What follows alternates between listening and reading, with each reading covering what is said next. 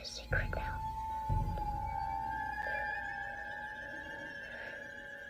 I see dead people.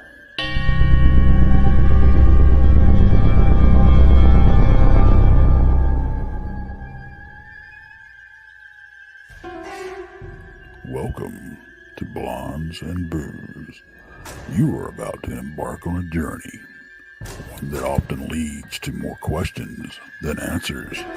But fear not, your host, Krista, Aaron, and Brandy have the experience, the perseverance, and yes, even the gifts to pull back the veil and allow us to glimpse the other side.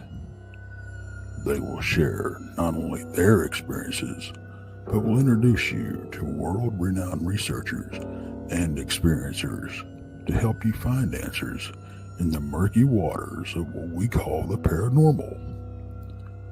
Their bonds with each other reach far beyond friendship, resulting in a pull-no-punches approach to the many subjects they explore. Their goal? To open eyes, hearts, and even minds to what lies on the other side, and the answers residing there.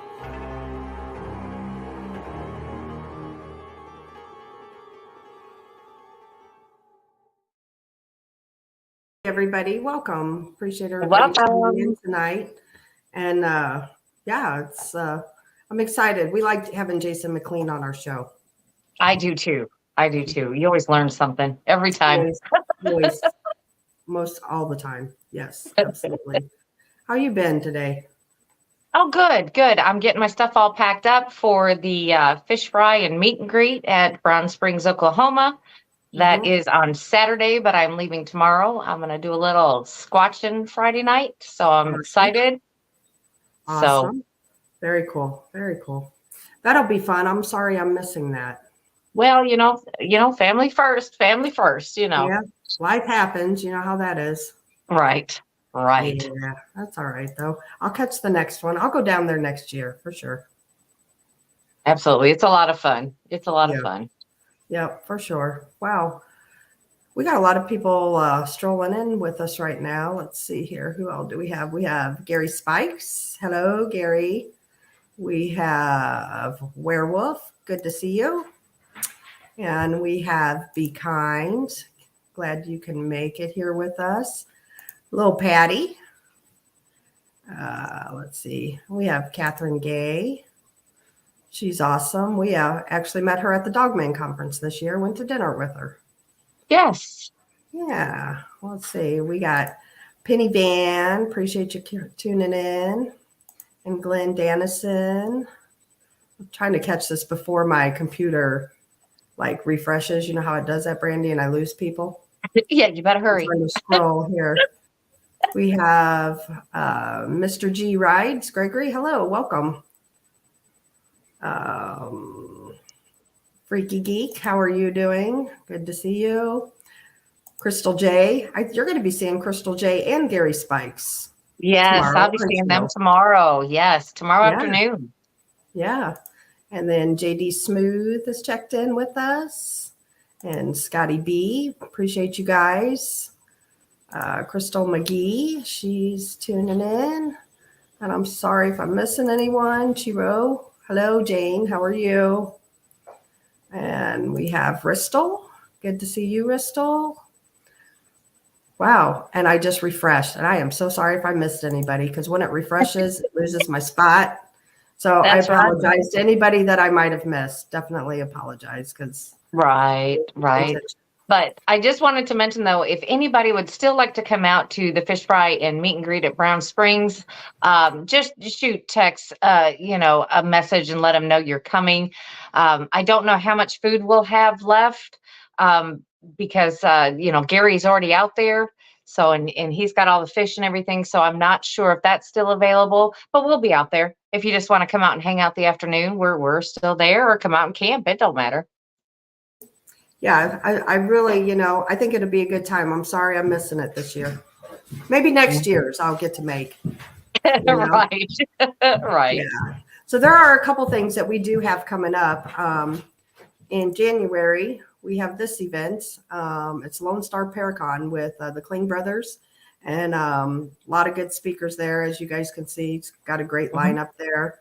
And there's somebody that's missing on there, but I know she's going to be there, and that's Dana Stricker, who we had last week on the show. Yes, she is not on that flyer, but she will be there. She will be there.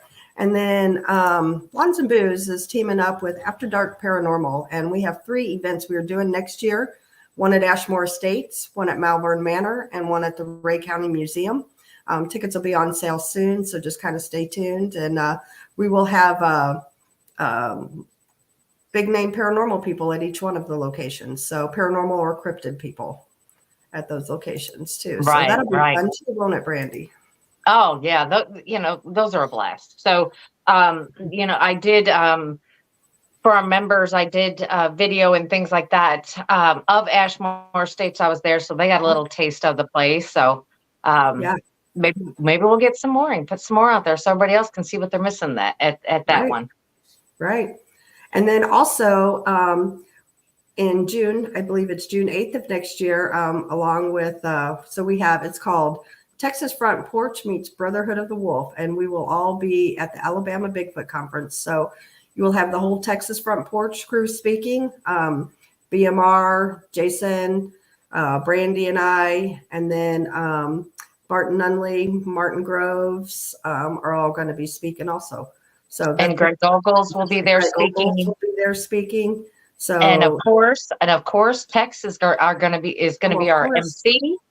Yep. Our MC for the day. So yep. So that'll be a good conference. So if you guys are anywhere around the Alabama area, keep your date open. It's June 8th, and it'll be in Anniston, Alabama. So that's going to be a good one. Brandy, do you want to remind everybody what to watch? And I'm going to go ahead and bring Jason up while you do that. Sure. You know what? We should make him do it. Yeah, I'm sure he remembers. Yeah, Jason, you remember how to do that? I'm sorry. Who are you people? I don't know. I'm doing such a terrible job of retiring. I was on Donnie's show yesterday. My recorded episode for Halloween on Dean's show. I'm on this show. I'm on Danielle's show next week. I think I'm back on Donnie's show in the next week, the following week or two. I suck at this retiring thing, and I need to figure out a way to stay the hell off air. This is what happened. You are no longer a podcaster. You are a media personality. Right. I think we just had that conversation, didn't we? We did. Yeah. Brandy, you want to tell everybody what to watch, and we'll get on with it. Absolutely. On Mondays, starting next Monday, actually, Texas Front Porch will begin at 7 p.m. Central. On Tuesdays at 8 p.m. Central, it is Beyond BMR with Bigfoot Michigan Rob. Wednesdays at 7 p.m., it's Donnie Cho Says Stuff. And I don't know what he's got coming up this next week, but it's always something. Also, Danielle Diva and the Diva Dimension comes on Wednesday night later on that evening. On Thursdays at 12 p.m. Central, it's Brunch with Bigfoot Michigan Rob. And starting next week, let's talk about this. Starting next week, Brunch with Bigfoot Michigan Rob's co-host will now be Tex. And on Tuesday night's show with Beyond BMR will be our lovely Krista. So there will be a switch. It's not a mistake. They are switching shows with Rob. Okay, so when you see somebody else, don't be alarmed. they just switched. Thursday nights at 8 p.m. Central, it's Blondes and Boos, of course. And on Fridays at 8 p.m. Central, it's Blondes, Boos, and the Woo. If you just can't get enough of us, just come on back on Friday. We're here. Actually, and tomorrow night, we have Bigfoot Michigan Rob and Krista co-hosting. I will be in Brown Springs doing a little squatching, so you will see them tomorrow night. Who's our guest tomorrow night? Barton Nunnelly. Barton Nunnelly. He'll be talking about Bigfoot and Dogman. On Saturday at 2 p.m. Central, Tex and Danielle Diva drop their newest episode of Infamous Minds. And on Sunday nights, check them out. It's Midwest Night Watchers Piercing the Veil at 6 p.m. Central. Yep. And also, just to throw out to Barton Nunnelly, he's going to start doing lives every Wednesday evening as well. Yes, 8 p.m. Central. Yep. So we'll just slide them all in there. It's like, yeah. So you all have a plethora to watch. Yes, exactly. No shortage. No shortage. No. Although I got to say, Jason, I was sorry to hear that you decided to retire somewhat. Yeah. Well, like I said, clearly I'm doing a terrible job of it, but I got a lot of artwork to do and other things to do. So I gotta get to doing that. So it is what it is. Yep. There you go. And we have Ernest Diaz. Thank you for becoming a member. We appreciate that for sure. Thank you. For sure. And just to let our members know too, Brandy is going to be in Brown Springs this weekend, and she will be putting some members only videos out there. So yes, absolutely. Well, plus some other videos, but Yep. And really Jason, cool one for the members. Video? I'm going to send the members. Going to be there too? Yeah, I'll be there on Saturday. Yeah. Mm-hmm. I'll make sure I'll send the members the blooper reels. All the blooper reels. There you go. Yeah. That'll work. You can send some hats and hoodies videos. Yeah. Right, hats and hoodies. Mm-hmm. Yep. That'll work. So anyway, you guys will have fun. I'm a little jealous I'm not able to go. That's all right. We got big things coming. So you're So don't worry. Yeah.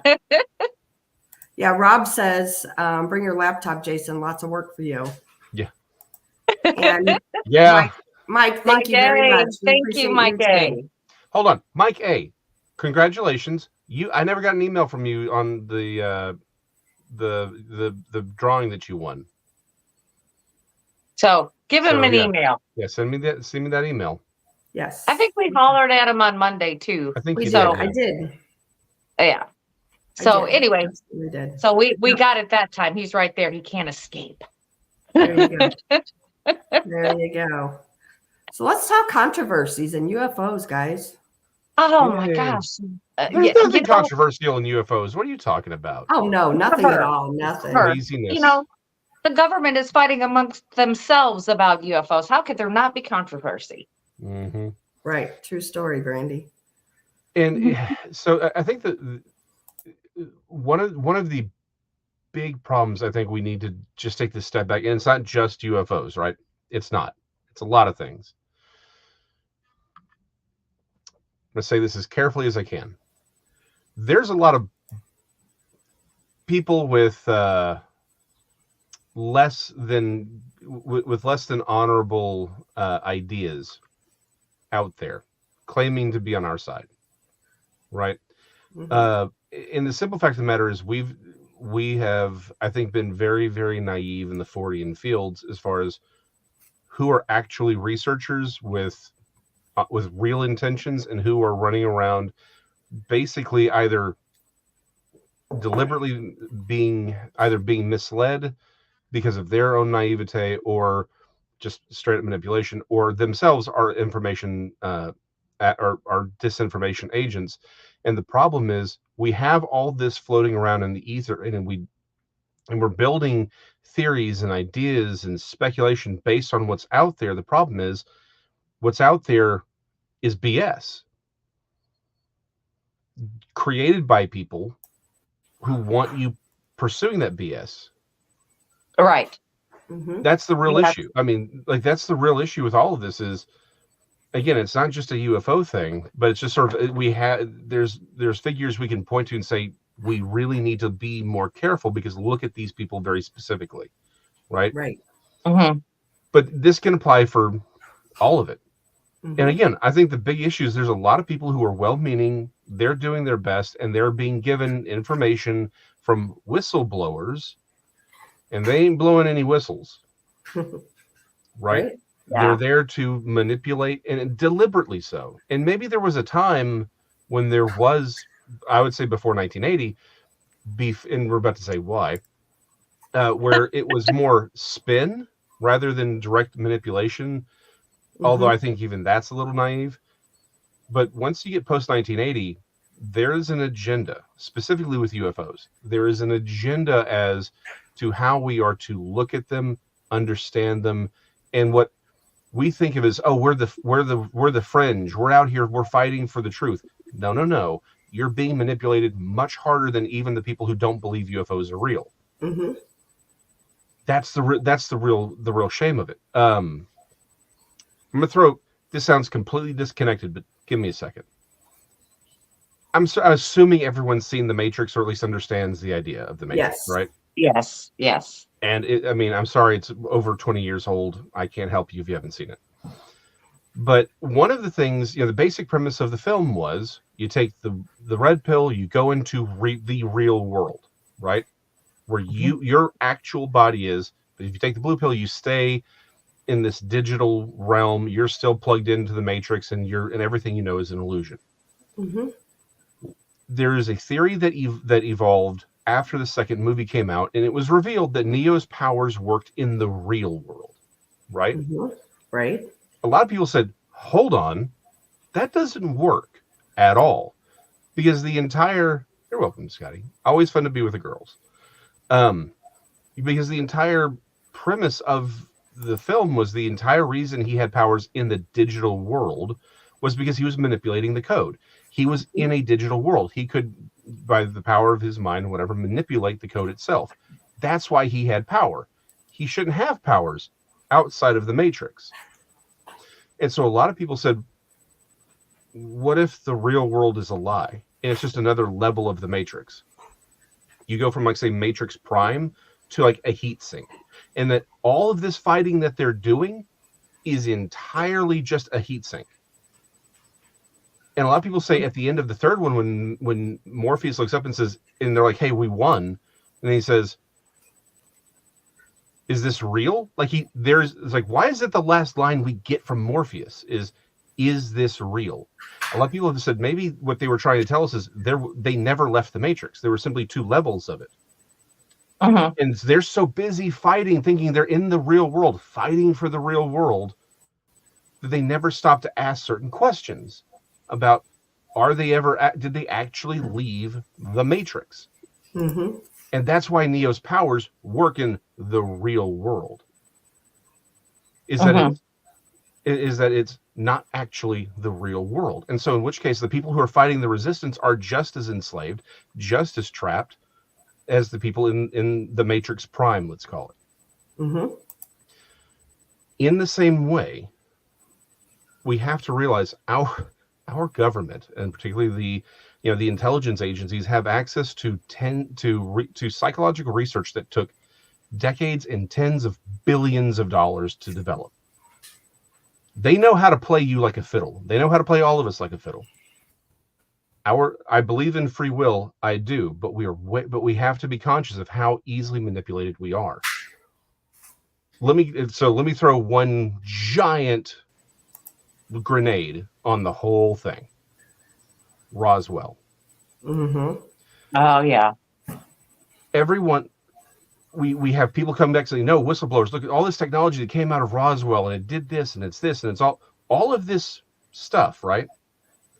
Do you realize that in 1980, no one knew what Roswell was? There were books that were published in the late 70s, very, very early 1980.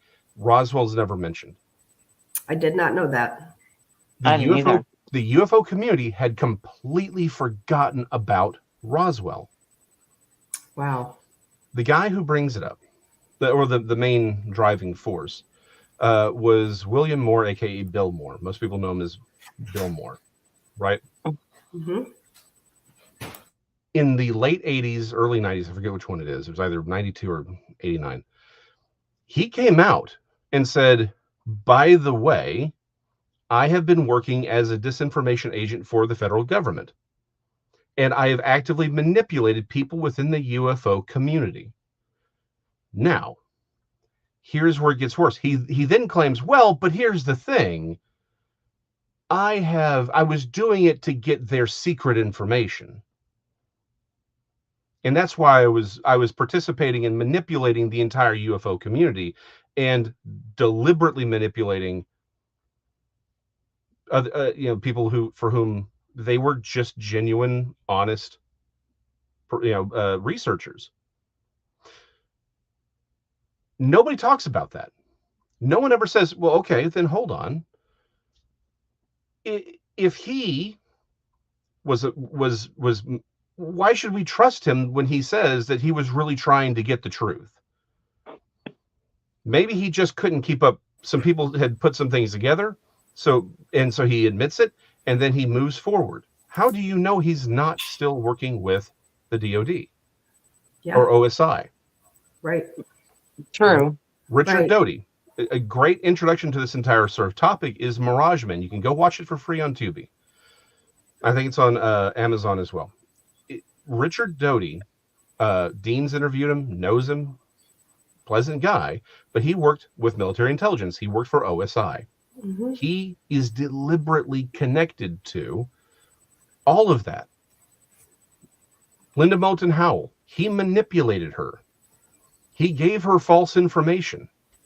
And one of the things that the people even making the film are like, hey, hold on, there's some stuff he's clearly lying about not being involved in, because they tracked him down. They tracked down some things. So even though they're interviewing him, they're like, hold up, you're telling me you had nothing to do with this, but you clearly are. You're still active, even if you claim that you're retired, but you're still active. Mm-hmm. Again, in intelligence, you're never not active. You've retired. Yeah. No, you haven't. Mm-hmm. You may be less active, but the thing is, you just fill a different role now. Yeah. Right. And so when Michael Heiser very famously said the reason he got into the whole question of UFOs at all was in the 90s, I think it was 1998, when they came out and they said, okay, so here's the truth about Roswell, okay? And, of course, they just say nothing happens, and the bodies that everyone saw were just these dummies that these experimental dummies that we had. And someone points out, well, hold on, but those dummies were used like 10 years later in the 50s. And he said, it's called time compression. It's where someone sees one thing, but then assumes it assumes it happened earlier. And he stopped and he goes, that is the most preposterous idea I've ever heard in my life. Mm-hmm. No one would ever think that was a real answer. Right. And that's when it clicked for him. He said, well, hold on. The only reason you'd give an answer that stupid is because you want people to not believe it. Right. Mm-hmm. Remember the whole, it was swamp gas and lights from Venus. A lot of people said, well, hold on. That is so preposterous a theory as an explanation for what people are seeing. It's like you want people to think that you're lying to them. Yeah. Wow. Now, again, I'm the first one to say truth is stranger than fiction. It's just a lot less dramatic. But that's a preposterous idea. So let me throw this out here. Is there a reason why the United States government and intelligence operations would want the American people, at least those who would perhaps be inclined to say, hey, maybe things aren't what y'all are saying they are, to go off on a red herring and pursue ideas that they want you to have? Right. The sort of X-Files view of the world, right? What if that's really what they want you to have? That's what they want you to believe. Mm-hmm. Now, the question would then be why? Okay, lots of reasons to, we can explore that later, but that's all speculation, right? Mm-hmm. But the simple fact that we can point to is say the United States government, the intelligence operations want perhaps more than the American, like we think it's us, right? Mm-hmm. We think it's us that they're focusing on. Maybe it's the world and we're the conduits, but they want people to believe that a spacecraft, an alien spacecraft, crashed at Roswell. All of the stuff came from that. The government has all these top secret communications with these extraterrestrials, all of it. And it goes into today. Everyone's like, oh yeah, no, this is all coming out. Do you honestly think this is all coming out now? Because the truth just can't stay contained? Really? These people? And when you look at the Grush, when he was again, let's assume for a second Grush believes everything he's saying, right? Grush doesn't have to lie to be manipulated. Mm-hmm. He just has to believe it, and usually that's how disinformation works, right? They set somebody up, and they give them the information, like they believe it, so that way they're being very convincing with their argument, and you stand just to the side, and you feed them the information. Dean very correctly pointed out, the people behind Grush, like they're the people we all recognize, right? Like your George Norries. He's like, look at the other people who are right behind him. This is the swamp. These are the swampiest swamp people. Mm-hmm. So it's not like he's leaving this, he's leaving. He wants to get out the truth. These are people who have been literally ground zero for all of the BS that we've seen over the last couple of years, whether you coming out of the intelligence operations, right? Mm-hmm. Forget how you feel about certain political people. We know for a fact the FBI lied to the FISA courts to illegally wiretap American citizens. Wow. We know they lied. They knew everything they were saying was a lie. The FISA courts even wrote them up and said, y'all can't do this. All of this is illegal. Thank you, War. Oh, thank you, War Criminal. Every single one of those people behind them were ground zero for that. They were leaking information from the FBI to the popular media, and then using those lies the popular media was putting out there every day for 4 years, right? And then using that as evidence to take it to the FISA courts. Mm-hmm. And so these are the people bringing you the truth about UFOs. Right. So I would just ask William Moore, a man who admitted to working for the intelligence operations. He's the one who brings it out. There's someone else, I just because I can't, I don't have permission to say it publicly. Let's just say there's someone else very big whose name you would all recognize. Thank you, Still and T. Sorry, Jason. I don't mean to. No, you're fine. Yeah, welcome. Thank you. Yes. Thank you. If I said his name, everyone would know. He's a big name, and he's very intimately involved in Roswell. There is very good reason to suspect him for being an asset. And again, I wish I could tell you the story. I can't. This is one I'm just like, I don't ever ask people to trust me. I'm just saying, I wish I could tell you, but I can't. But let's look at William Moore, because he admitted it. Mm-hmm. Okay. Let's throw another name out here. Everyone loves Bob Lazar, right? Yeah. Right. Yep. Okay. Let me ask a question. I've asked, you can go to the channel when I was doing things, I asked this question. Why is Bob Lazar still sucking air? I mean, let's be honest. Mm-hmm. This dude, he supposedly has the big secret. He has all of it. He's got information so damning. He could take down everything. He could change the world. And this mother effer is still sucking air? Mm-hmm. Right. We're talking about a government that kills journalists because they know about kid diddling. Mm-hmm. And the guy who broke the fact that the CIA was helping with Iran-Contra, helping smuggle cocaine and crack into this country, he committed suicide by putting a double tap to the back of his head. And everyone's like, yep, that seems legit. Wow. And you're telling me that this one dude is allowed to be walking around, going on Joe Rogan and being on every single radio podcast he can get in front of? Mm-hmm. And the CIA is like, in the 80s, in the early 90s, the CIA isn't like heroin overdose. Yeah, exactly. Yeah. And let's remember how he became famous, right? Yeah. Everyone's like, no. He knew these things because this is how he got famous. He told other researchers, if you go to this very specific address, there's a very specific mailbox. It was the white mailbox. They even tried. The guy who owned the property actually started trying to repaint it so people wouldn't stop, because they would just go out there and congregate. He's like, if you go out and you stand at this mailbox for this period at this time, you'll see them experimenting with the alien craft, right? Mm-hmm. And so people would go out there, they'd see these lights doing amazing things, and we'll see everything Bob Lazar's telling is true. Yeah. Let me ask a question. Aside from the fact that he's still sucking free air, and if he had that information, there's no way that he could. But let me ask another question. Why didn't they just change their scheduled test flights? Right. You're telling me the military doesn't know people were standing there watching these things? Right.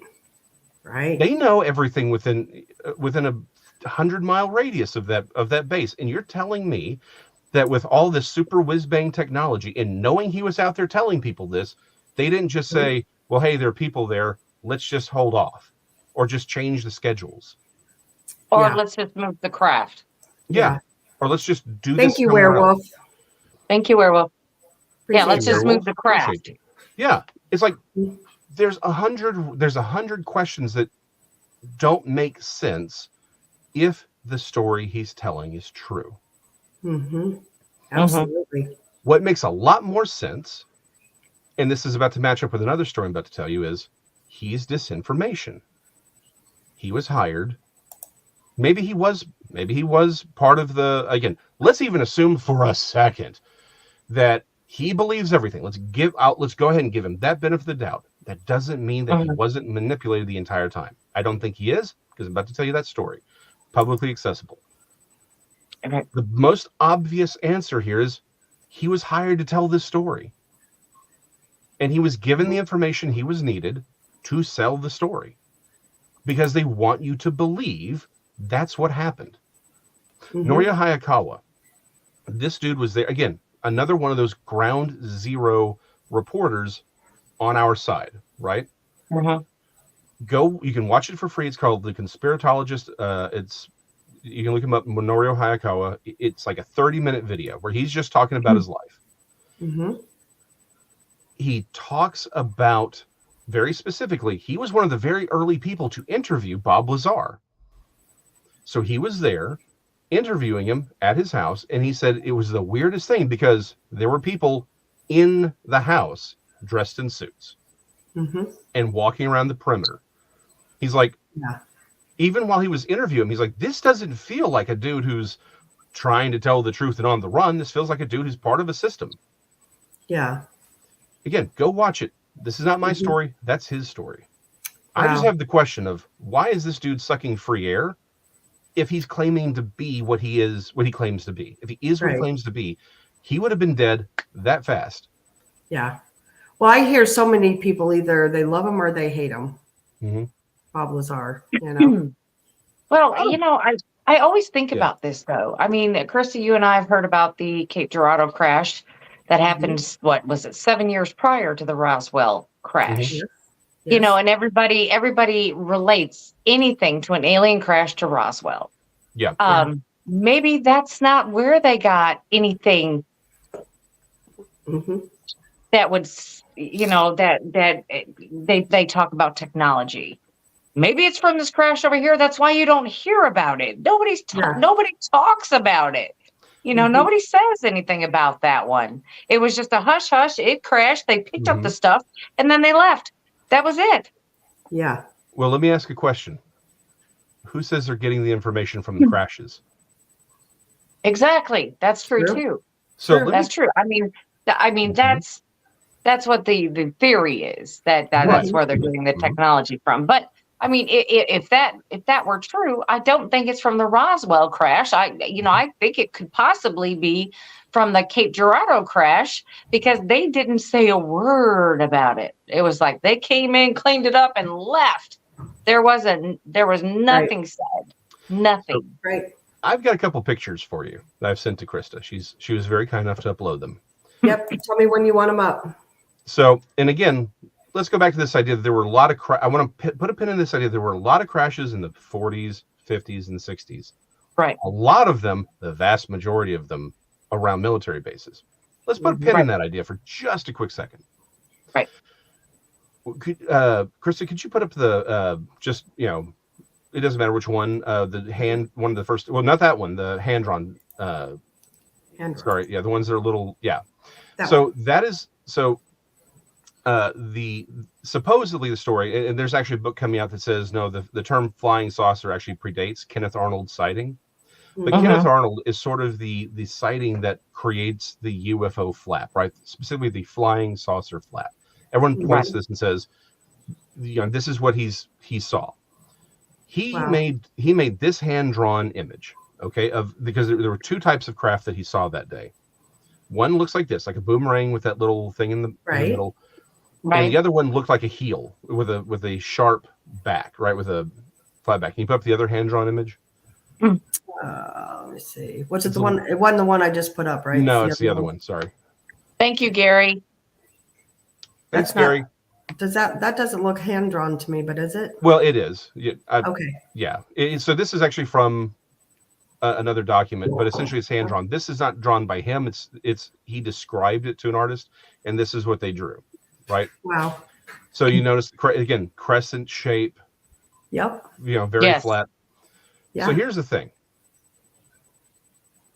People who participated in Operation Paperclip were committing treason. Mm-hmm. This is one of those things that no one talks about.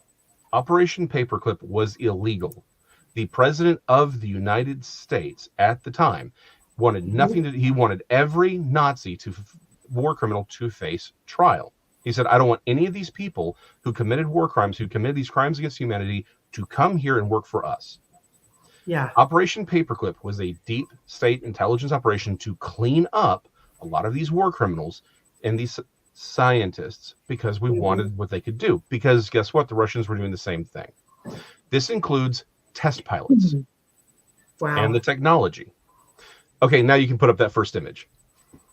Okay, let me go back to it. All right, bear with me. All right. This is one of the experimental flying wings that was recovered, designs that was recovered from Germany. And there were working models and prototypes that flew here from Germany. They were transported here. They were flown around. They were tested. As an artist, and I'm speaking as an artist, everyone get a good look at that aircraft. Krista, can you pop up the that first hand-drawn image that you put up? Either one of them is fine. Thank you, Andy Southpaw. Thank you. Thank you. And then thanks, War Criminal, for the upgrade. Awesome. Everyone's having fun tonight. Yeah, I know. We have the best people. We truly do. As an artist, what he's drawing right there is what is that plane. I can never pronounce it. I don't do German. Wow. That's right. You're right. As an artist, that's what he saw. People don't understand. People don't understand how you see things. But if you understand how you see things, he's seeing this thing in motion. It's unfamiliar because he said this thing was cooking, right? Yeah. He's traveling in another direction in a plane himself. So he's not able to sit there and sketch this thing because he's seeing this thing in motion. It's changing directions, the whole 9 yards. Wow. He saw a flying wing, a jet-powered flying wing, flown probably by Nazi test pilot because they had the familiarity. There was another shape. He said there were two different types of craft. There were these flying wings, and then there was a heel-shaped craft that he saw. Okay. You may put up the photograph. Okay. Now, this is from Canada in the 50s, right? This is who produced it, but you have to understand intelligence operations development takes place, right? Right. But this is the Avro car that they developed in the 50s. Wow. Wow. This is straight up this is the Canadian version. We had one too. Wow. And you notice how the jets don't look like normal thruster jets that we're used to. So let me ask this question again.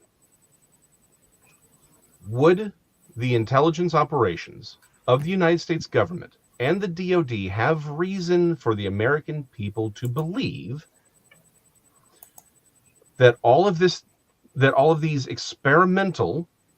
illegal experimental technologies, and they're illegal because they were being designed and worked on by Nazis, Nazi war criminals, not just scientists, war criminals.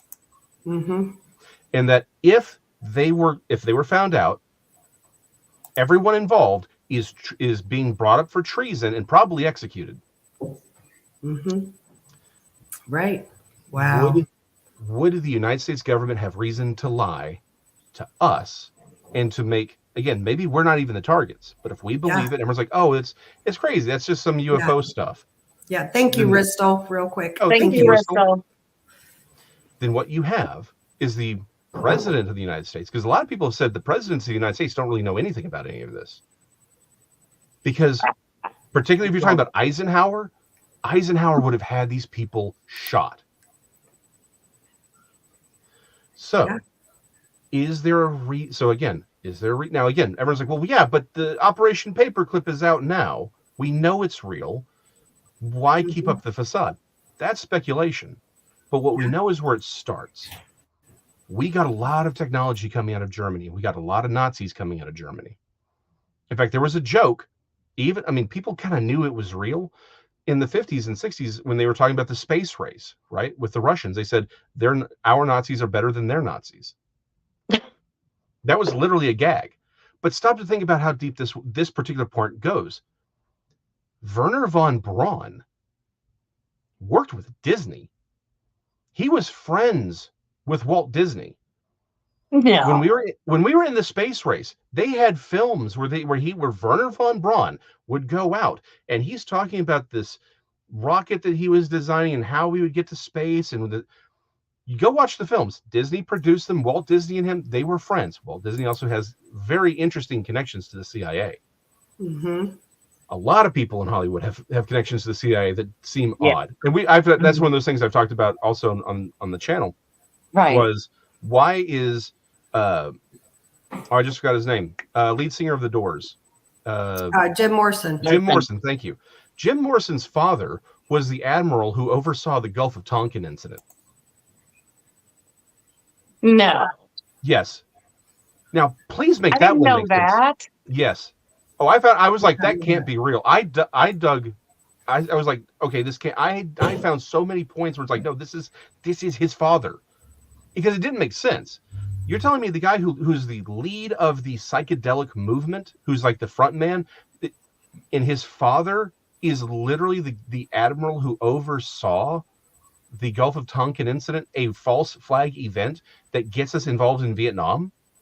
Wow. That's a coincidence that doesn't make a whole lot of sense, does it? No, not at all.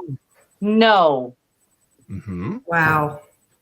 So, because when you think of Jim Morrison, you're thinking of peace, love, drugs, and rock and roll. That's what you're thinking of. Mm-hmm. Right. Absolutely. Yep. Oh, that just blew my mind. Yeah. Wow. Me too. Now again, it seems disconnected, but my point here is things aren't what you think they are. No. Our government has agendas on top of agendas.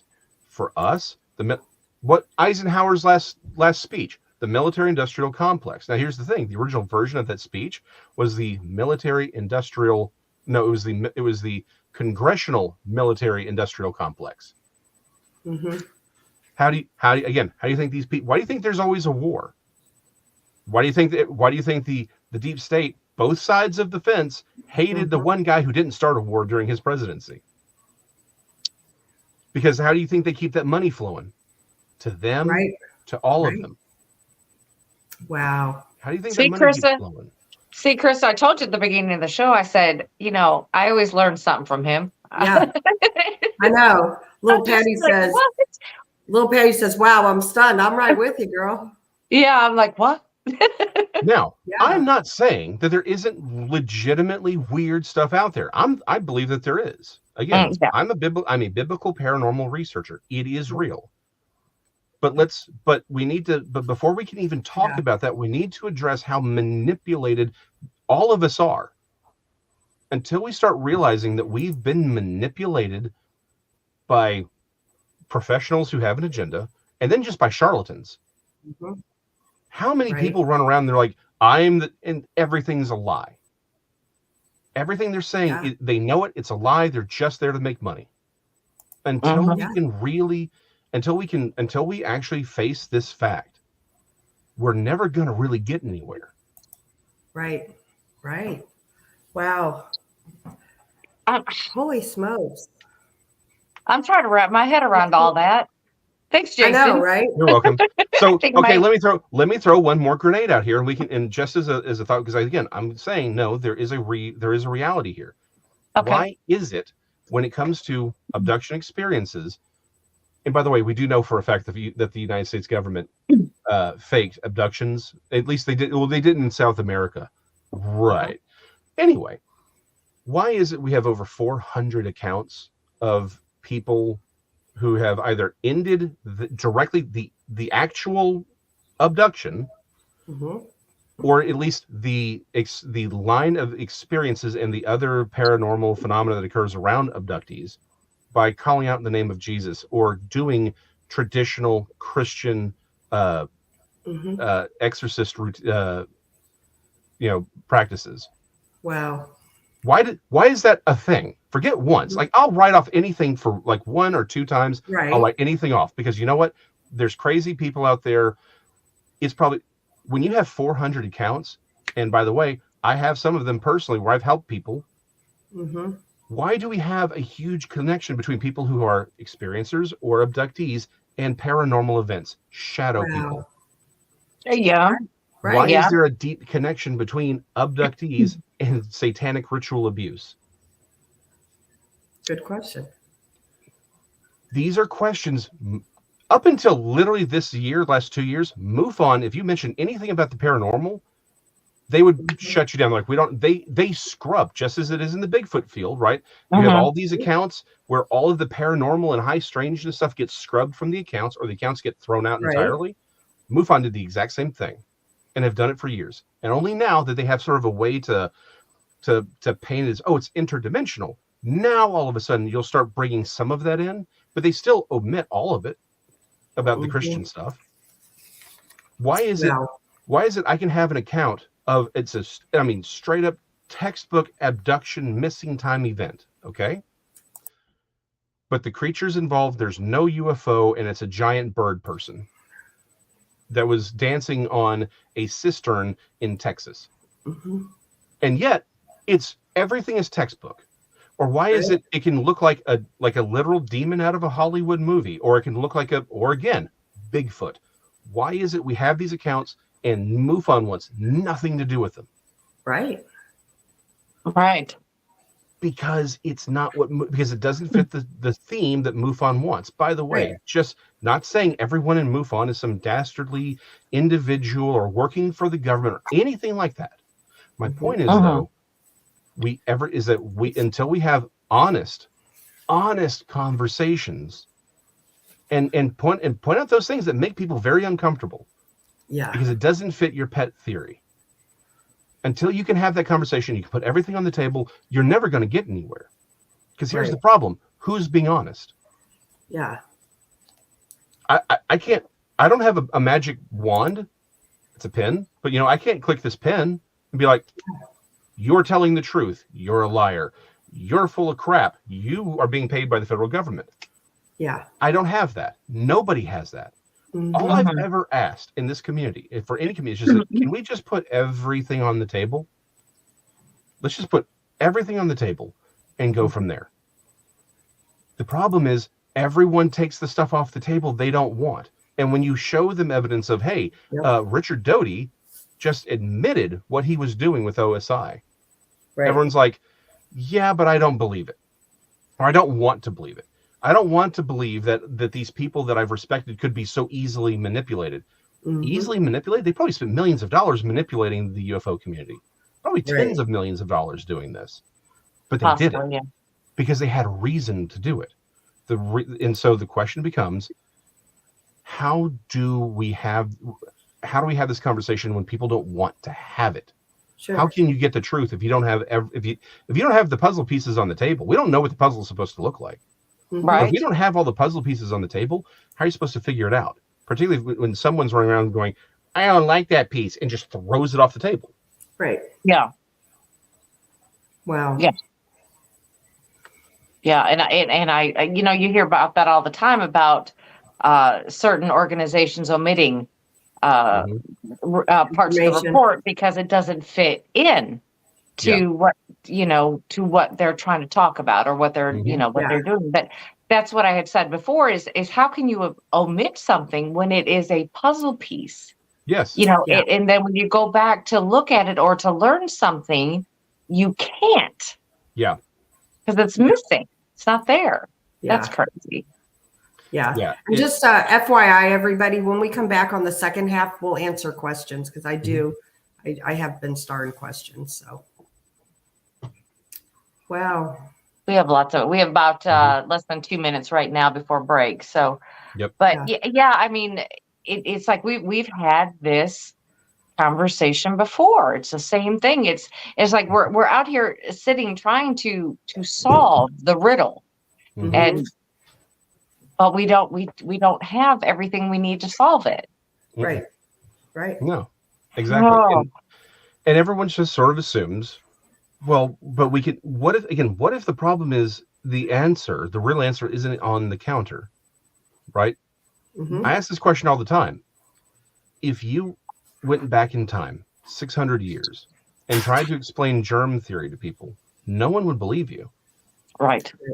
They think you were crazy. Right. Because how would you explain it? Well, there's these little animals that are so small you can't see them. They'd be like, you're insane. Mm-hmm. You know, because the idea of microbes wasn't even on the table because the microscope hadn't been invented. Right. Makes sense. We don't have technology to properly and objectively observe the paranormal. We just don't. Yeah. Everything we have, like EM meters and all these things are great, but you don't know that you're actually observing the thing. You may just be observing like the wake, like in water, right? When something moves through the water, you may just be. And here's another question. It's like, okay, but what if those electric fields that we're seeing and encounter, and again, radiation spikes, weird, unexplained radiation spikes that we see in the field as well. Yes. What if those are actually somehow naturally occurring and we just don't realize it? Mm-hmm. And those things are screwing with our brains and our perception because we know that the electricity and radiation can do that. Mm-hmm. Right. Absolutely. Again, not saying that's what it is, but that's a question we haven't asked yet. Sure. Because our world just may be way stranger than we realize. Mm-hmm. But if we can't objectively observe this, then we have to at least be very careful with the information that we're using to piece this thing together. Yeah. Well, with that being said, we're at the 5-minute break time. So hit that button and we'll see everybody in 5 minutes. Yep. Stay tuned.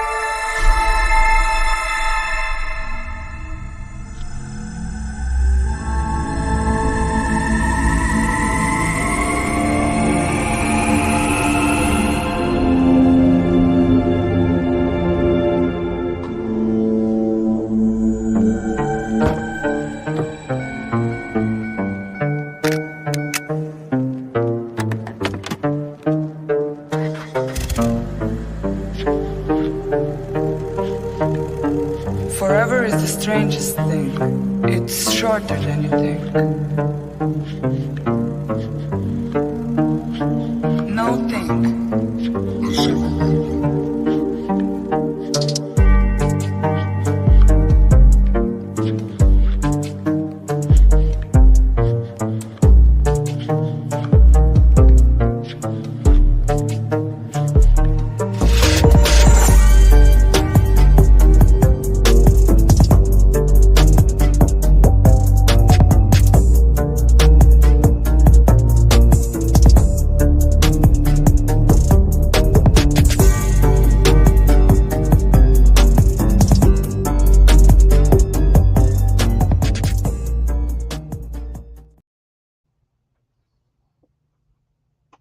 Appreciate everybody tuning in tonight, and we appreciate all the new members. We have Gary Spikes Sr., we have War Criminal, Indy Southpaw, Bristol, let's see here, Werewolf, Spilling Tea with Spunky Sparky, War Criminal, Mike A., and Ernest Diaz. Thank you all very much. We definitely appreciate that.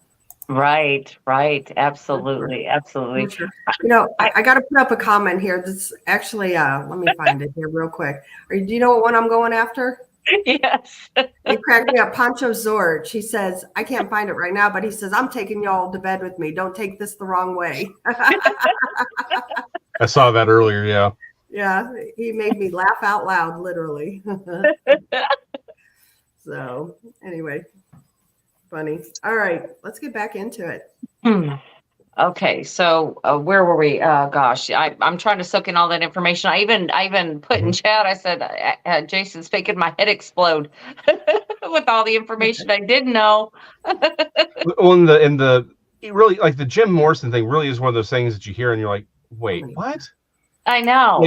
Like you don't believe, like you can't believe it the first time you hear it. So like I heard, I'm like, that's just one of those urban legends. Like, no. And like I went to 5 different websites trying to track down. It's like, no, this is true. Jim Morrison's father was the admiral in charge of the forces during the Gulf of Tonkin incident. And I'm like, okay, that's too weird, right? And then when you scratch that, when you hit that iceberg and you go just below the surface, you realize there are connections that don't make any sense at all.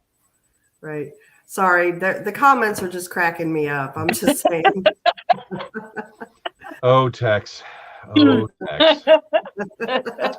Yeah.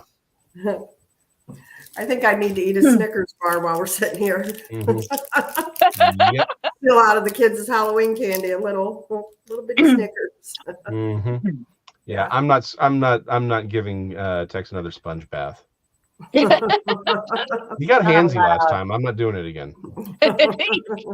He wouldn't hold still. He never does. But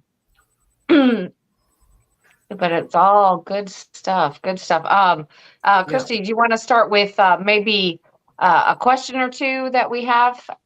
Yep.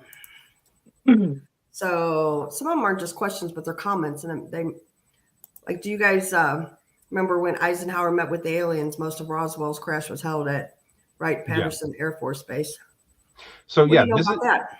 Yeah, so this is one of those stories that has been around forever, right? And and MUFON actually supports this claim.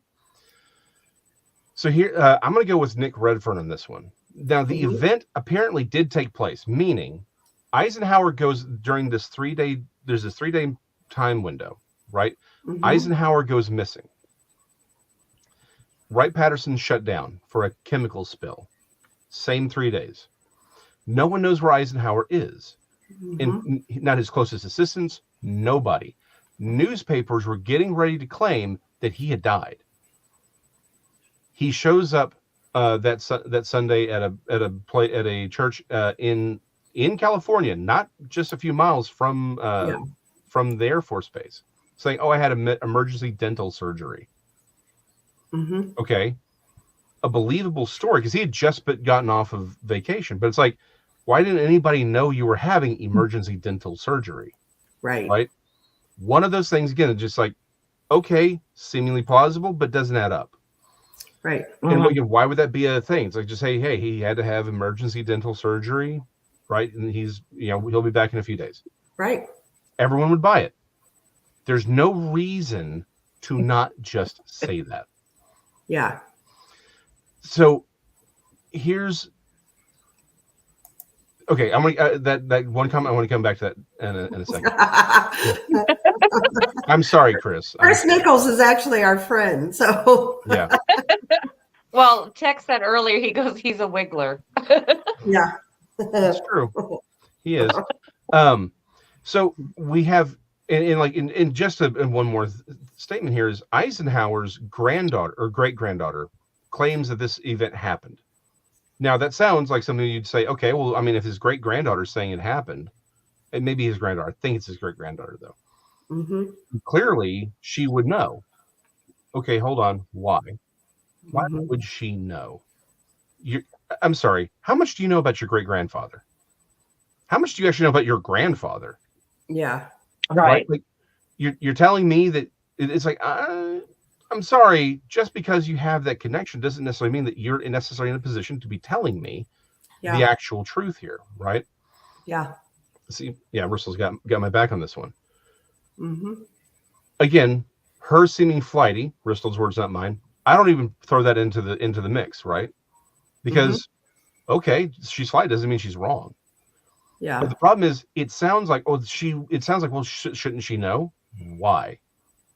If this is this big deal, why would he have told his family at all? Maybe he talks to his wife about it. Maybe he confesses it to his son. But she's not coming out saying, I got a chance to sit down with my great grandfather and he told me everything, right? That's not what she's saying. She's saying that she believes it because of the research she's done. Mm-hmm. Okay. You're telling me she's not manipulated? And she doesn't even have to be manipulated to believe it. She just has to be someone to believe it. So let's go back to the question is, so then what did happen? Was there an alien landing, the whole 9 yards?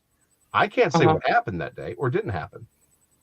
It may as well have just been that this whole story, people, it was like, well, these people claim that they saw film.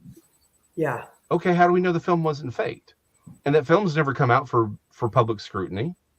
Sure. And again, if it's coming from the government, why would you trust it? Right. Because all they have to do is bring someone who wants to believe, right? Dean has, I think Dean took it from Keel. It says belief is the enemy. You just take people in who want to believe that this event happened, right? You put the story out there, you bring people in, you say, we're going to make a film, right? And we want you to see the truth, because we want to come out with the truth of this. Tex, you got better things to do. Come on.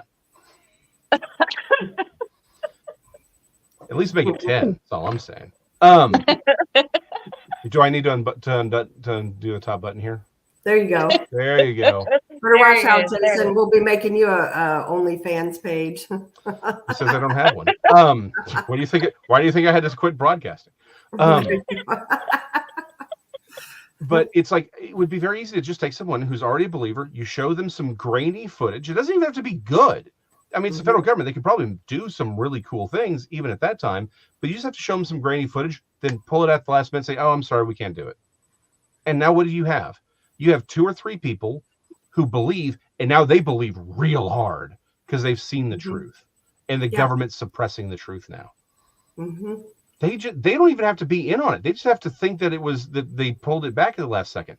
But I'm going to ask a question that Nick Redfern, again, know him personally. He and I do not see eye to eye on this at all. Okay. He very famously wrote articles saying, hey, a lot of these events where people see UFOs, right, seem staged. Yeah. Where one of his favorite stories, it's my favorite story too, is this lilac farmer in France. He's going out, he's inspecting the crops. It's early morning, and there's this egg-shaped craft, and there's 2 aliens out there gathering up this lilac stuff, or the lilac stuff. It's just lilacs, and they see him, and they're like, "Oh no, we've been seen!" And they run into they're carrying these armfuls of lilacs. They run into the egg-shaped craft, and the craft takes off. He's like, a lot of people speculate, it's like, well, maybe it's because they were doing samples. That's not how you do a sample. And if these things are so advanced, they would have known he was up and about. Look at all the things UFOs are supposed to be able to do. Yeah. How would we know that they're here? His point is that a lot of this stuff does seem staged. I'm not saying it's all the government, but let's take this back to Eisenhower. He even asked the question, you're intergalactic or interplanetary aliens. Maybe you're not leaving the galaxy, but whatever. You can get here from there, which means you have technology and an understanding the universe way more advanced than we do. Our weapons mean nothing to you. You seem to be able to disappear at will.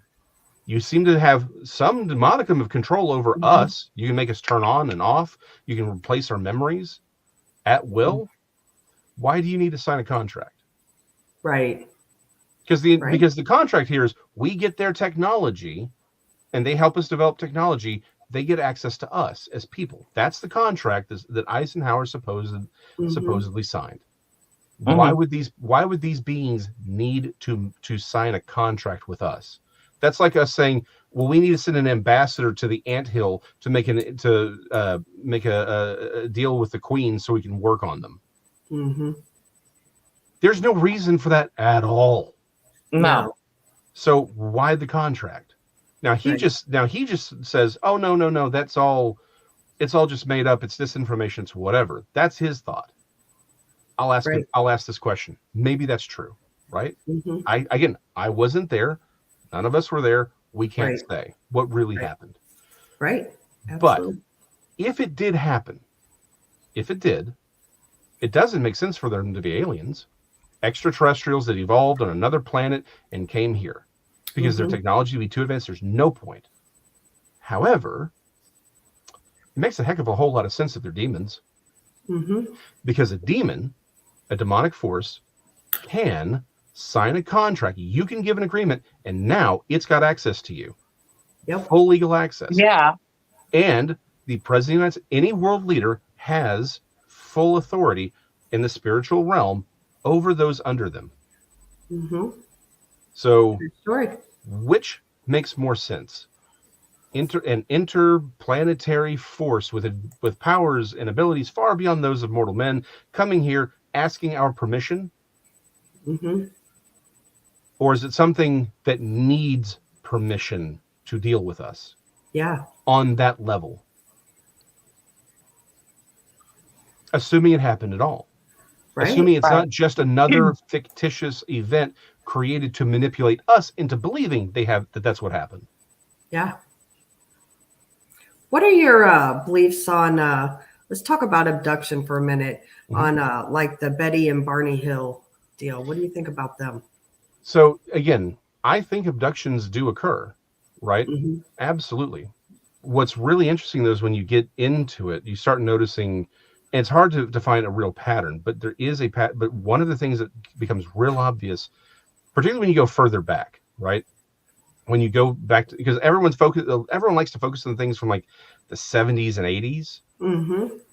Well, but the thing is, when you look at a lot of these abduction experiences before that time, again, Betty and Barney Hill particularly, the aliens are all different. Even the experiencers, right? They're all describing these wildly different looking aliens. Betty and Barney Hill's, when they were first being regressed, we'll talk about that, why I've got problems with that here in a second. They didn't describe the aliens we know today. Mm-hmm. In fact, when they say, oh, here's the pictures of Betty and Barney Hill are drawing, and they're these weird looking aliens. Right. That comes much later. Gotcha. That comes much, much later in the story. In fact, under hypnosis, under regression, Barney talks about how they had big hooked noses. He talks about them looking Irish, and he says, well, why do they look Irish? He says, well, because my dad told me that he was under regression. He says, my dad told me that Irish people hated black people. He does not describe the aliens that everyone's that he's very famous for drawing, and he doesn't actually do that drawing. Someone does it later based off his description. The problem is that does occur a week after a very famous episode of The Outer Limits, and the alien looks very similar to what is drawn at that point. Mm-hmm. Now, let's throw that out the window for a second. Maybe that has nothing to do with each other. Mm-hmm. I go back to, why does he not describe the aliens? At first, they're described as people. Mm-hmm. He doesn't describe them as being these weird things. That develops later. And we start seeing a standardization of these alien abductors in the 60s, after the Betty and Barney Hill story becomes popularized. Mm-hmm. Once it's popularized and they make a film about it, Right. then all of a sudden they all start looking like the Greys that we know today. Mm-hmm. Yeah. So my question is, if all of the abductions were by the same aliens, why is it that the further back you go, the more they start changing and looking different? And again, those are just the accounts that we take in. I'm not talking about all of the different accounts that, again, people throw out because they don't look like these aliens. Mm-hmm. Because they look like bird people, or because Right. then there's no UFO, or they look like demons, or they look like Bigfoot, or they look like their grandmother, right? And there's no UFO around. Mm-hmm. Now, again, we know for a fact the United States government faked abductions. That's not even a question. Mm-hmm. We know it happened. The question is, how often did it happen here? Right. That's the real question. In fact, Donnie, I think Dean and Donnie talked about this. Why is it that we don't see this? Like, UFOs are seen in Japan, right? And in Asia. Uh-huh. But why don't we have the same level of abductions and the abduction experiences being perceived the same way? Mm-hmm. Well, again, I'm not saying that something weird isn't happening. I'm just saying there's several different phenomena happening. Right. And we need to be able to pull them apart, because I love pie charts, particularly pumpkin, and Venn diagrams. Mm-hmm. And when I have these circles that shouldn't be connected, but they overlap all the time, and it's basically 100% the same thing, I got questions. Mm-hmm. I got concerns. Like, if you were to set Giorgio Tsoukalos and me at a table and with this sentence, wow, my texting came out on that one. The gods and angels of the past are the UFO pilots of today, excluding the government stuff. I would agree with him on that. Mm-hmm. Where we would disagree is, he would say they didn't understand what they were looking at, and we understand it today. And I would say, maybe they got it right the first time. Maybe this is a phenomenon. Again, John Keel, even the guy who wrote Communion, whose name just popped out of my head. Even in his writings, if you get into them deeper, and not just the stuff that they show on television, it's very clear that he's like, I don't think what I'm seeing is what I'm seeing. His wife even said that she speculated in her writings that this whole alien abduction thing may have something, and these are her words, something to do with what we call death. Right. When you get into the true lore of Fae, not the stuff that Disney puts out, not the stuff that you see in popular writings, the actual lore of things like the Fae, Jinn, stuff like that. Yeah. It's very clear. These are all just spirits. They don't look the way we have them depicted in modern day. They're just spirits. And it's very intimately connected with the spiritual world. Also, the caverns within the earth. There's a lot of these repeating themes that we see. Being abducted, being given things that disappear later, even implantation of objects of foreign objects into the body. Yeah. All of these themes are found in modern abduction encounters. Right. Now, it could, again, and the modern UFO researcher says, well, it's because they were just interpreting them as elves and fae and whatever back then. But we're smarter now. We've got smartphones. Clearly, we're the smartest people in the realm. We know what we're dealing with. They were just pshaw. Maybe we're just deceiving ourselves as to what we're actually dealing with. Because, again, let's go back to that question of why would the government want UFOs or want people to believe in extraterrestrials? Because that's what that's where we're at. Right. Well, let me ask a slightly different question. Maybe it's not all of them who want, I think we tend to think that there's this unanimous power structure and everyone agrees and everyone's in on the gag, right? I don't think it's that way at all. But Aleister Crowley famously said, today we call them angels and demons. Tomorrow we will call them something else. C.S. Lewis in Screwtape Letters speculates about the existence of a materialist witch. something that would allow someone to believe in the supernatural without actually believing in the supernatural. Meaning you could interact with supernatural beings, but think and account for them as being physical. Yeah. If you wanted access to, if you were a demonic entity and you wanted direct access and people would give it to you, do you show up as with horns and a pitchfork? Do you show up with a white robe and angelic wings? Or do you show up saying, I'm from another planet. That's why I can do all these super whiz bang things. Yeah. And don't we have an entire society now that really wants aliens to be real? Right. Right. We really want it. How many people go like, oh no, let's go out there and let's get in contact. We really want these aliens because they're going to show us the way. They're going to give us the truth. They're going to make us better people. Okay. One last question on that theme. The whole CE5, CE6 stuff. Why do aliens show up if you go and stand out in the middle of the desert and put and stand in a circle and chant and then have laser beams going up and down? How does that communicate with aliens? Because what it looks like is just any other occult behavior or practice with lasers instead of candles. Yeah. Well, yeah. And isn't part of CE6 channeling? You're going to channel these extraterrestrials? Yeah. Why do you have to channel them? Why can't they just send you a fax or send you an email? Why do you have to initiate with clearly occult practices? Just because you use a Star Trek word like interdimensional doesn't mean that you've changed what the thing is. Right. So no, I'm not gonna lie. I actually have a laser, and I've done that up there at in the stars, and I've gotten responses like they blink back at you. Yeah. What again? If you're anglerfish, how do they get their meals? Right. Putting that light out there. Yep.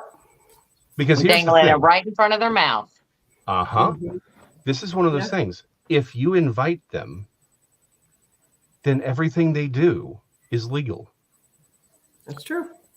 That's true with the demonic for sure. Yep.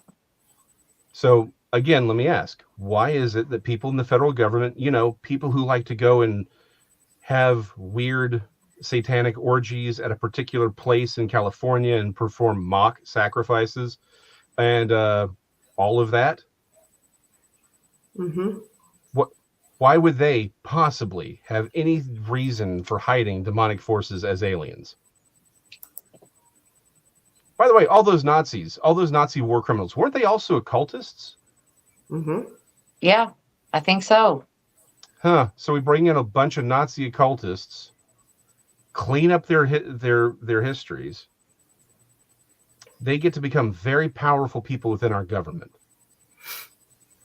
And then our government happens to be filled with a lot of people who, even before the Nazis showed up, had an awful lot of weird sexual habits and practices in particular places out in California and Florida. So why might they have an opinion on this? Right. I can't possibly see a connection there at all. Oh no. Not one. Not a connection, never. Wow. This is a lot to absorb because everything for sure. I am so trying to, retain what you're telling me, and it's like, you don't think about that, a lot of ways. And a lot of people are relying on the news and what the government's saying. And we're not digging deeper into this. So we're kind of believing what they're saying. And then here comes Jason. Right. Walking right in, I'm like, oh man, here we go. But it totally makes sense though. It does. Yeah. Absolutely makes sense. It's like I always say, truth is stranger than fiction. It's just a lot less dramatic. Yeah, it's very true. By the way, the Facebook user I just looked is Larry Joe Fisher. Hey, Larry Joe. Hey, Larry. Yeah. Wow. Well, you have some more questions here. Mike A says, Jason, thoughts on Stanton? It is entirely possible that he was the person I was mentioning earlier. Mm-hmm. I'm just going to say, hypothetically, it's possible that the person I was referencing earlier made a phone call to someone whose name everyone would know from an Air Force base. Now, could Stanton Freeman be the person I'm referring to? I don't know. I leave that up to you. I don't know. Yeah. I mean, he was one of the first people to talk about Roswell. Yeah. Right there, along with I have to have everyone's name written down because I'm so bad at names. Hold on. There we are. William Moore. It's like he was right there with William Moore. So, and they worked together a lot. Oh, by the way, MJ-12, that was also Stanton Freeman and William Moore. Right. Right. Again, I'm not saying that's who I was referring to earlier. I mean, hypothetically, if someone that I may or may not have mentioned who may have had something to do with bringing the Roswell crash back to popular notice may or may not have made a call to someone that everyone would know from an Air Force base. I'm not saying that's what happened. Right. Right. I'm just not saying that. I'm not saying that at all. And I'm certainly not talking about any place in California where there's giant owl statues. Yeah. No. Real quick, I want to answer this. Pancho Zorst asked if we have PayPal. We do, and it's at Krista Tweedy is what it is. Venmo, we use that. It's at Blondes and Boos. So let's see. You've got more questions here, Jason. There should be a ton. There should be a ton of questions. Jason, what are your thoughts on the whole Valiant Thor thing? Bristol asks. Yeah. Honestly, I'm not as up on that one as I would like, but again, my problem with all of this is we know for a fact at this point, it's undeniable that the United States government has gone out of its way to manipulate us, to manipulate the community. And the problem is we're not 100% on who's who. Right. Who is simply a good, honest person being manipulated, who are actual disinformation agents, and by the way, who are the scumbags who are lying to make money off of this community? Sure. I mean, I know it's hard to believe that there would be someone who would lie about their history in this community in order to make money. I mean, I know that's impossible to believe. It is impossible. When it comes to this whole question, we don't really know who's who. So, like I said, I'm open to a lot of possibilities here on anything, really. I'm not saying the Eisenhower thing didn't happen. My question is, but we never really critically ask questions about these things. We just say, oh no, look, these are the whistleblowers who are telling us the truth. Well, who told you they were the whistleblowers? They did. And some guy from the government told me that they were a whistleblower and they didn't like them. Okay, that seems legit. Right.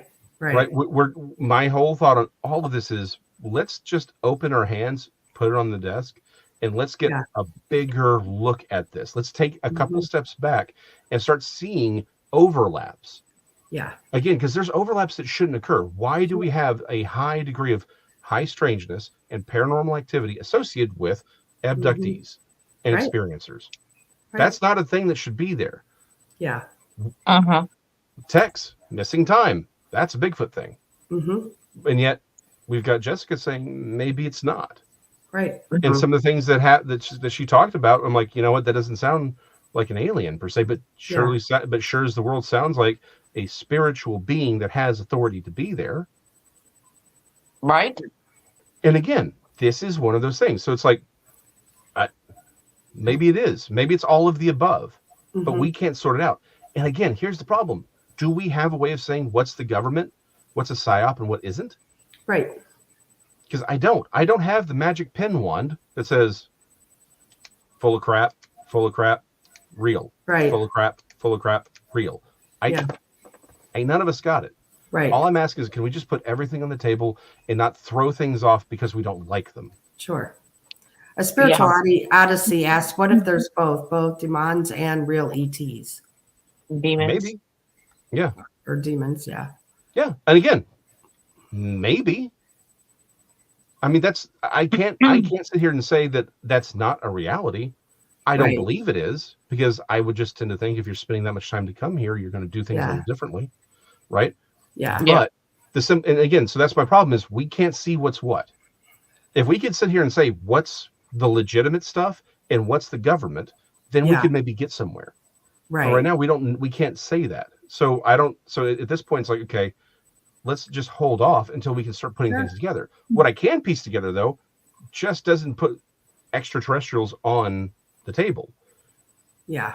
I see a lot of people doing a lot of evil things, and I see a lot of spiritual beings doing evil things. I don't really see a lot of ETs doing things. Right. All right, next question. Indy Southpaw asks, Jason, what's thoughts on the ancient alien theory? How does a demon sell himself as an alien outside of ancient astronaut theory? Mm-hmm. That's the whole point, right? Again, by the way, Aleister Crowley, his own disciples today will tell you that Lamb, the demon he conjured in 1910, is a race of aliens. Right. That's what they will tell you today. Wow.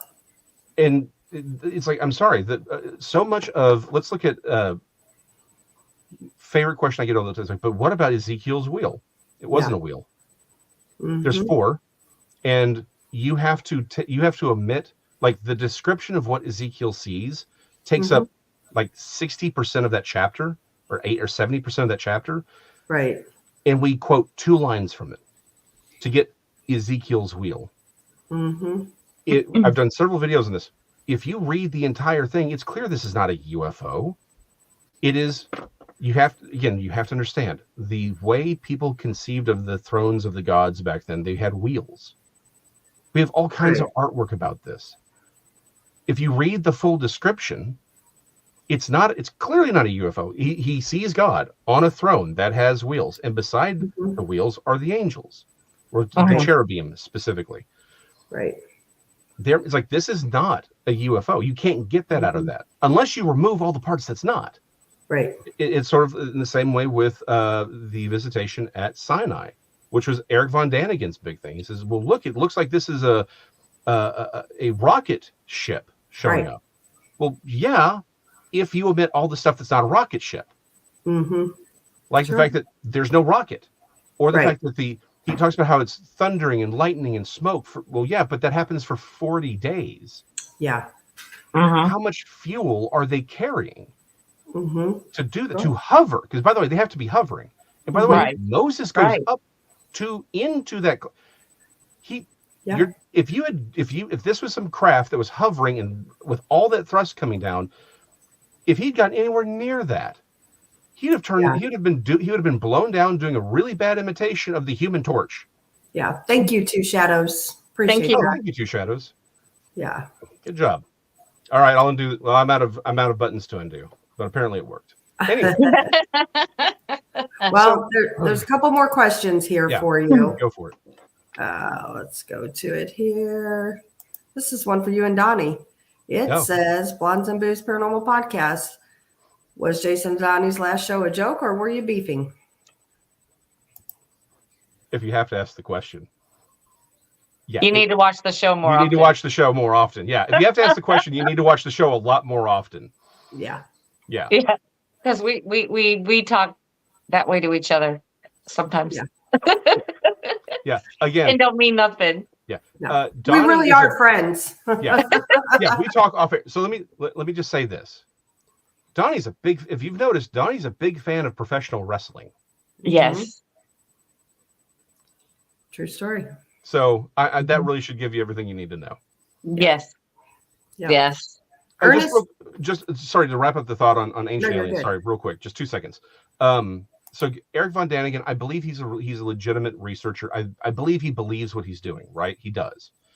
The problem is there's so much of what he points to. I just saw a question down there that ties into this, like the whole pyramid thing, right? Like what about those things that look like like craft in the pyramids?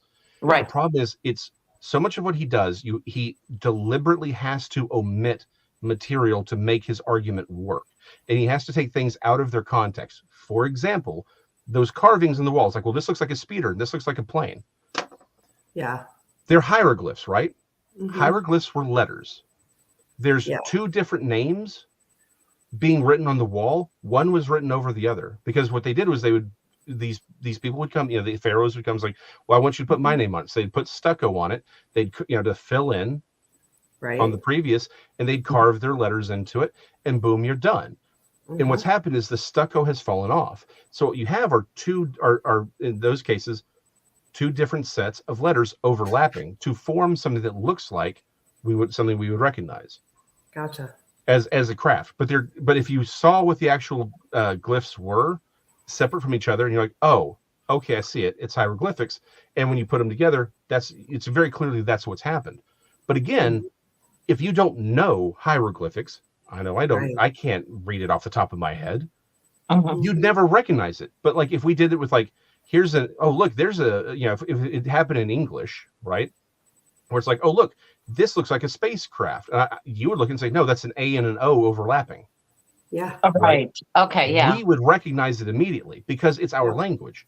We just don't recognize it. And the problem is it's removed from the context. In fact, often they're cropped to just show those glyphs that have combined. Right. Oh, okay. Right. Okay. Yeah. I'll make this be the last question because I know you have to get off to go to work. But real quick, your thoughts on CERN? So we've actually done a couple of videos on it. I don't think the problem with CERN is what everyone thinks it is. Like because every time we dropped an atomic bomb, we created more excited particles and created more than anything CERN is ever going to create. Yeah. Right. So everyone's like, well, maybe what they're doing will cause. It's like, no. Trust me, an atomic bomb causes way more damage and creates all those particles way in greater numbers, more deliberate. But my problem is, why is there such a connection to the occult? Yeah. Right.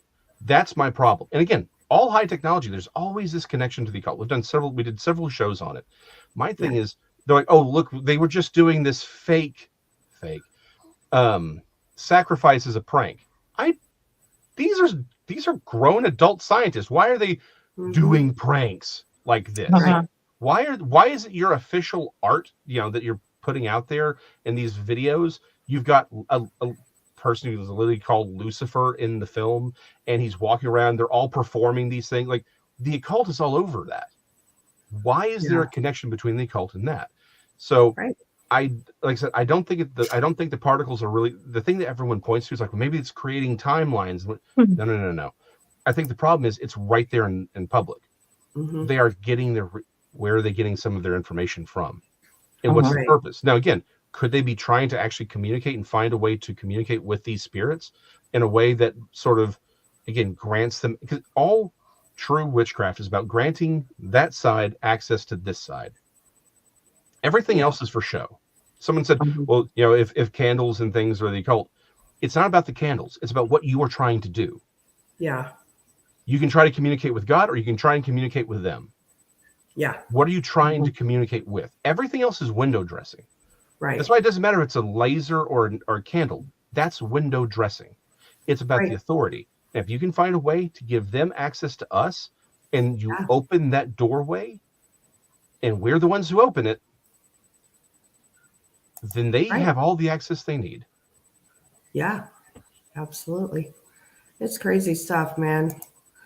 Wow, I have learned a lot tonight. My brain hasn't been like this, and I'm just like, you're speechless. You're like, blah.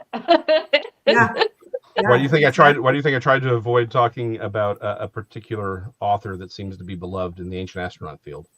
Yeah, that's a whole different show. Right. Absolutely it is. Well, thank you, Jason. We definitely appreciate you coming on, and you're welcome anytime. You know that. Hey, love y'all. Always be around. Yep. Right. I just wanted to remind everybody again that the fish fry meet and greet is going to be this Saturday at Brown Springs in Oklahoma, which is by Thackerville, if you're unfamiliar. Jason's going to be there. I'm going to be there. Unfortunately, Krista, it will not be there. So if you're near or just want to come, or even to come camp for the weekend, shoot us a text or Jason, or you could send text something, and we'll make sure that we find you and make sure you arrive safely over there. Right. And get parked. Right. Yeah, exactly. I'll be making case though. Just let us know. Yeah. Right.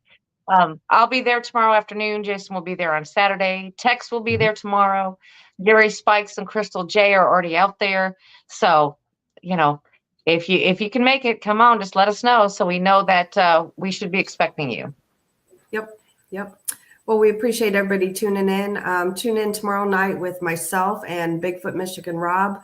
And we have Barton Nunnelly on tomorrow evening. So tune in for that one tomorrow night. And until then, we'll see everybody then. Good night. Bye, everybody. Bye-bye.